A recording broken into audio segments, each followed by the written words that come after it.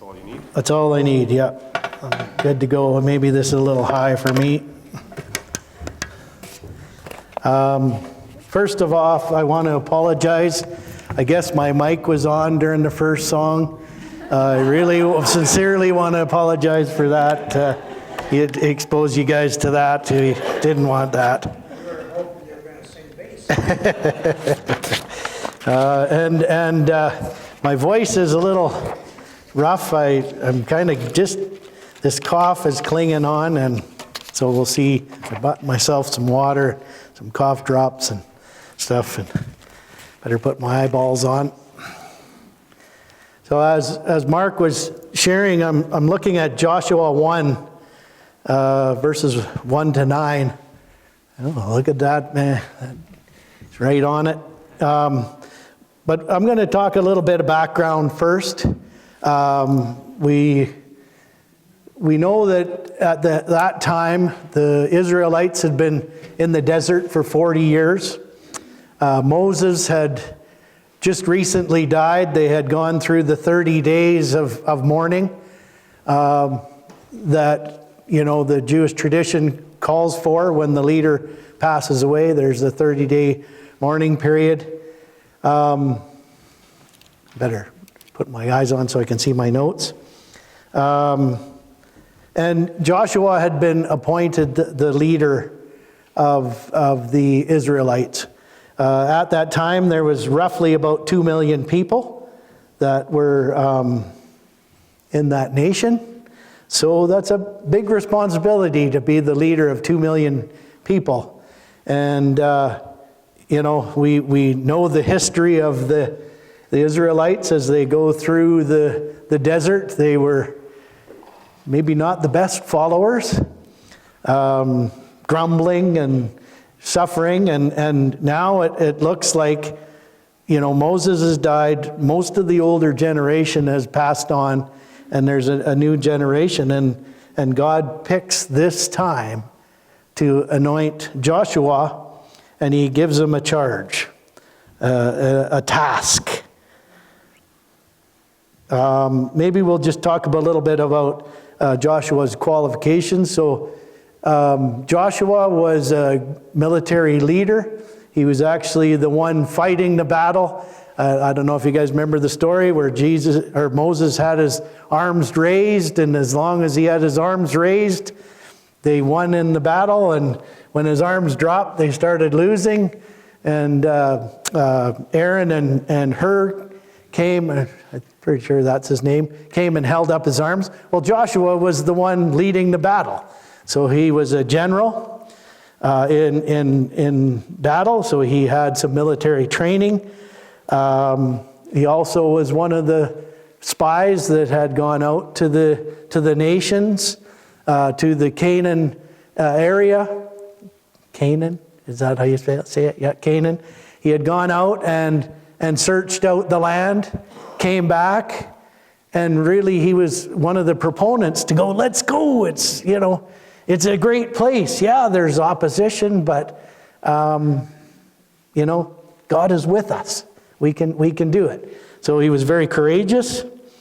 Also, he was a faithful student of Moses.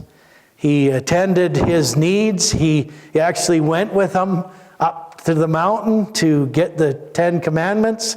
He spent time there. He attended all Moses' needs. So actually, he was trained in being a leader by being a servant, which is an interesting concept. So, he had some training. He was qualified to take over the leadership. And we join the story shortly after Moses' death, as you see in the first sentence there.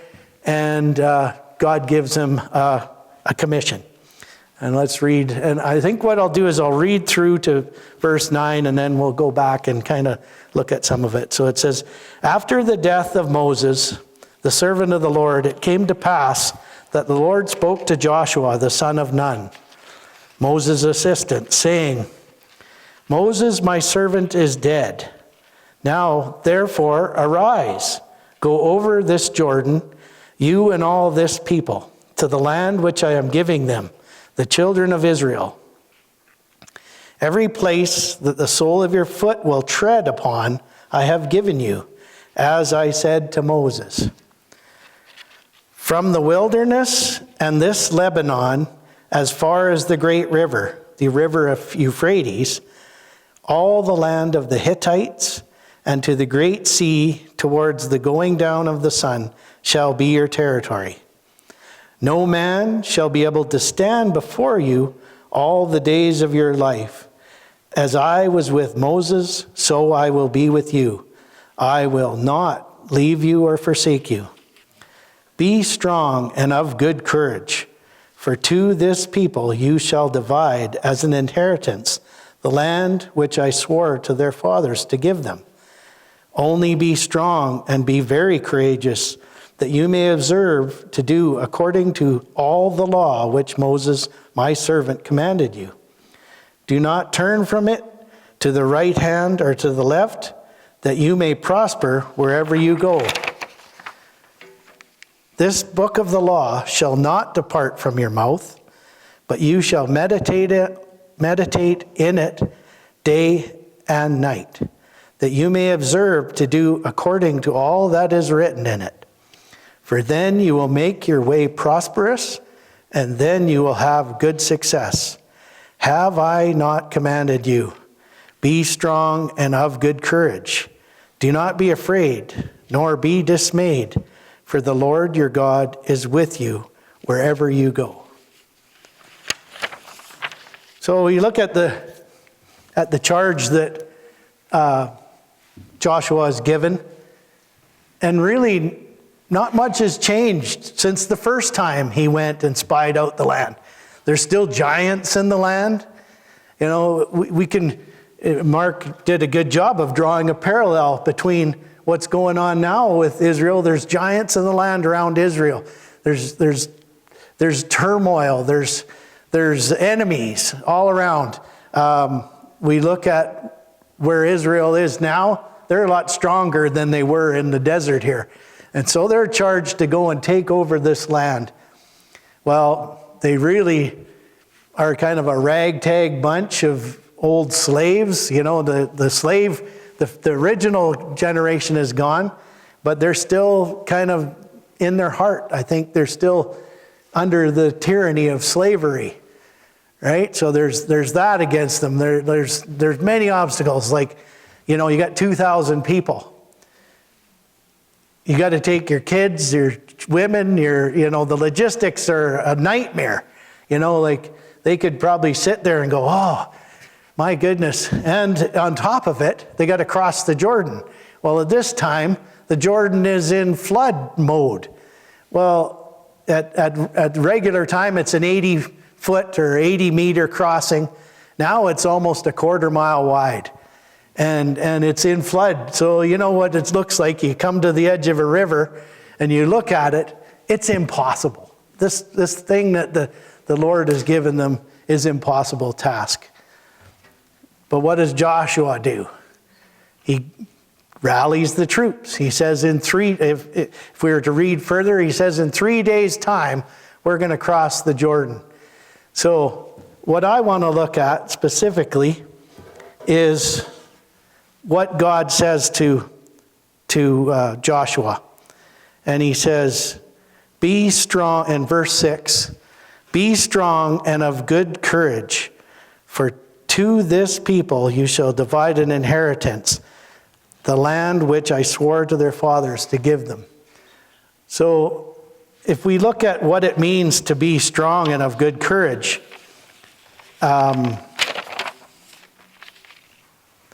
being strong is not the absence of weakness.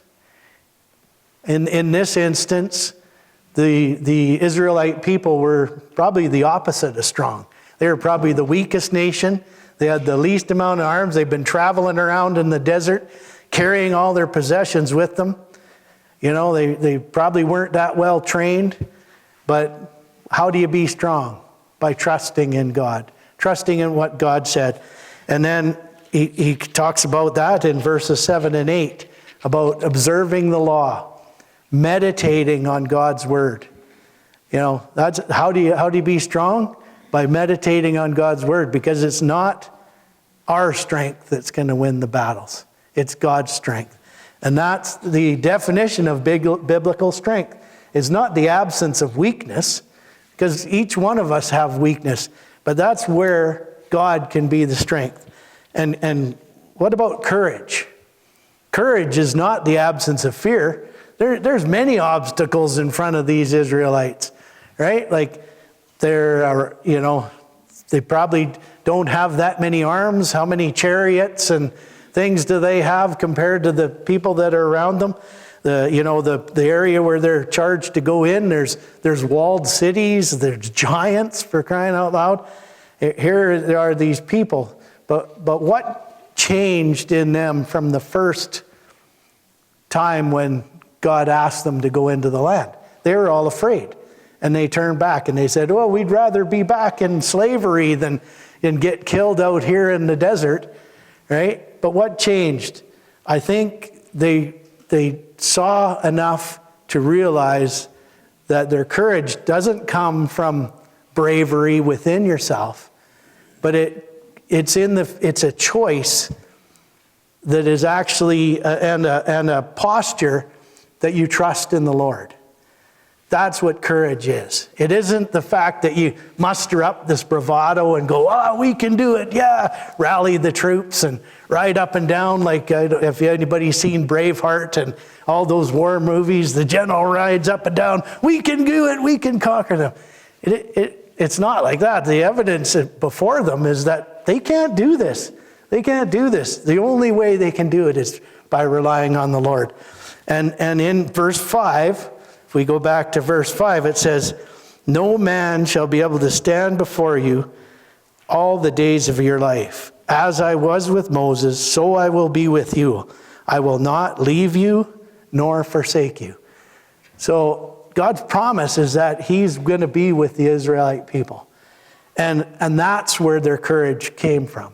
It wasn't the fact that they were the best trained, they had the best army, they were very brave. Well, obviously they had to be pretty brave, but it wasn't a brave mustered up out of our own sense of, "Oh, we can do this."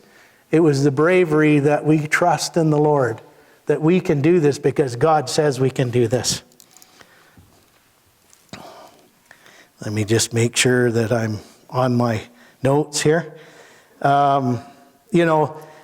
What were some of the obstacles that the Israelites faced? Well, there was great armies, all the political and religious things surrounding them were totally against them. They were ungodly. Oh, that sounds kind of like today, right? What Israel's facing, what we're facing. They have floodwaters, they have huge obstacles, there's giants in the land. And then you look at just the logistics of having 2 million people in an army. You got to get them across the river. Then you got to find out, where are you going to sleep? Where are you going to eat? What are you going to do with these people? How are you going to train them? There's these walled cities. The wall was so big in Jericho that there was houses in the wall. So it's got to be like 10 meters wide or 30 feet wide. How are you going to attack this? You got a rabble of an army. Still, they rallied and were of good courage and had strength. Why were they? What's one of the things that provides strength and courage? And obedience. That's another thing that Joshua had going for him. He was obedient. He learned this by serving Moses. He learned this throughout the whole time. He obviously was part of the generation that saw all the miracles and signs and wonders in Egypt. He saw the battles. He saw the water coming from the rock. He knew that God was faithful, and he trusted in God. And along that, the other people, the leaders of the armies, they stood behind him. So they were of good courage as well.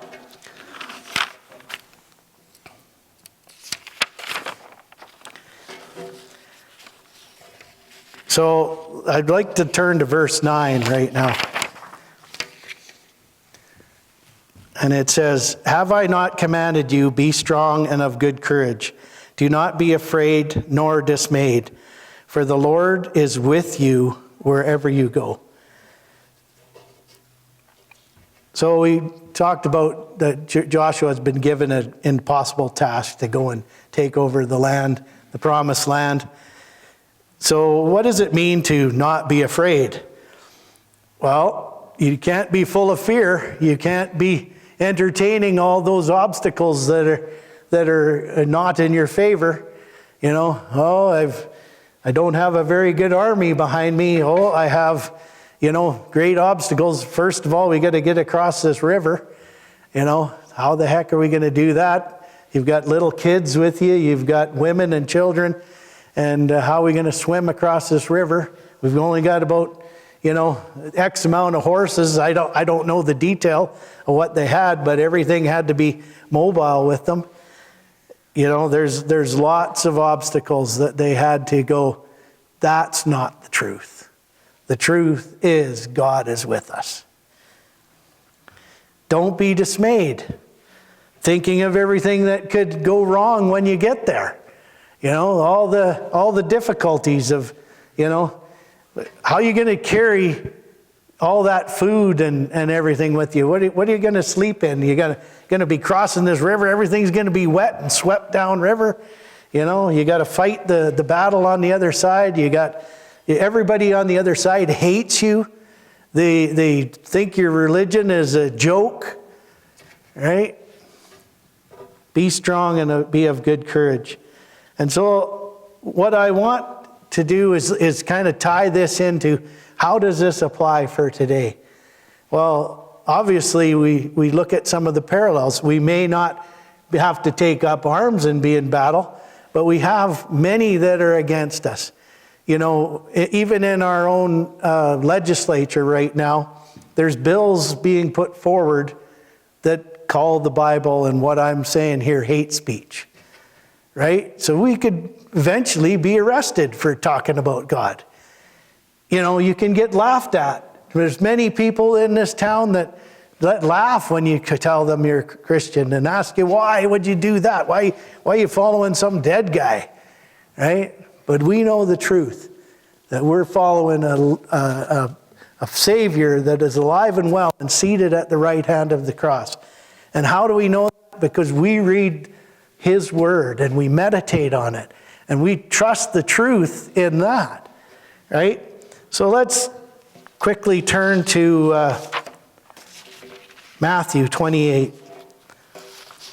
And many would be familiar with this passage, and I'm going to read it 18 to 20.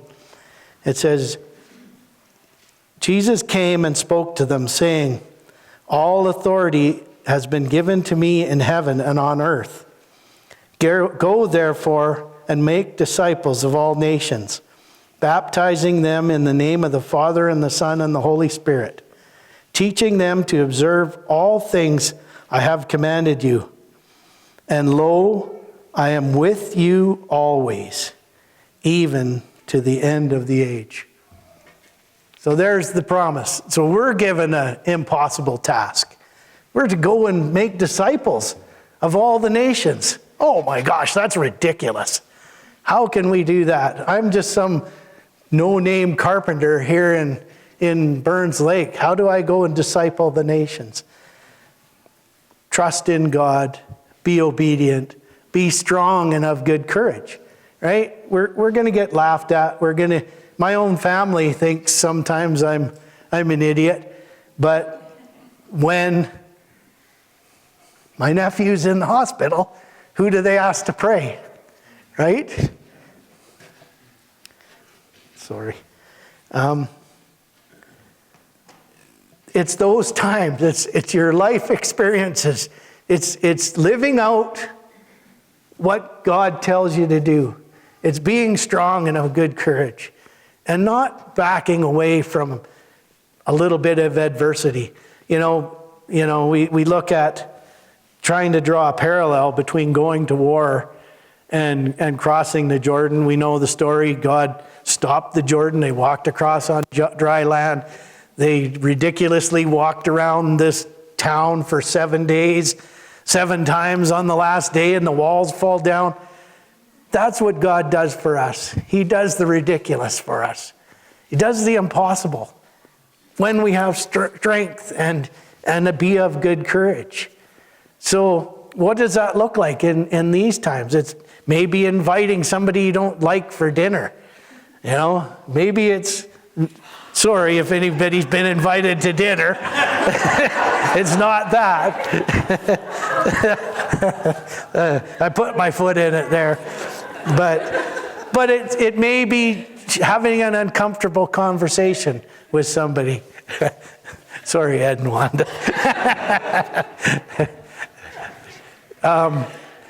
But, you know, making yourself a bit uncomfortable. It's you know, not that we're uncomfortable with Ed and Wanda. I'll just backtrack and stop talking about that. But, you know, praying for somebody in the store when they really, you know, somebody comes and tells you your problem, don't just go, oh, that's too bad. Maybe take a chance and pray for them. You know, if it may be sharing a word of truth. Somebody comes and says something that you know isn't correct. You can just say, well, no, actually the truth is this, right? It's all these little things, and especially being obedient to what God puts on your heart. You know, we can go off and do many things on our own strength, but if God puts something on your heart, like he spoke to Joshua and said, arise and go into the land. And that's what they did. And so what is God challenging us to do, right? Arise and go and share your faith with somebody. Arise and, you know, whatever, be a missionary. Quit your job, spend more time with your family, whatever God is actually putting on your heart, be strong and of good courage to actually do that. And then be obedient. And one of the main things that I find is the closer I get to God and the more I read his word and understand and meditate on it, the more I hear him speak to me. The more I understand what he wants me to do. And so that's the charge that he's given Joshua, is don't forget what I've done before. And don't stop meditating on the word of the Lord. Don't give up the law that has brought you this far. And so that's what I would challenge us. And even you look at what's going on in Israel and with the battle there now going on. There's wars and rumors of war. It can be very discouraging. But also, it can be, if you look at it from a point of view, that it can be very encouraging. The people of Iran are so happy that, you know, somebody's actually taking some of the oppression from them. There's also all the people that are around Iran, that Iran is sending missiles out. You know, they're starting to realize that these guys are nothing but a bunch of terrorists, right? There's still huge political battles going on, but there's good news to find in amongst all the tragedy as well. So that's what I would challenge us in these times is, you know, we could sit around and go around the desert 400 times and go, man, we just wait for the river to go down, be a lot easier. Oh man, if we, build up our arms and do 2 years of training, we'll be that much more better to go do it. But God calls us to obedience.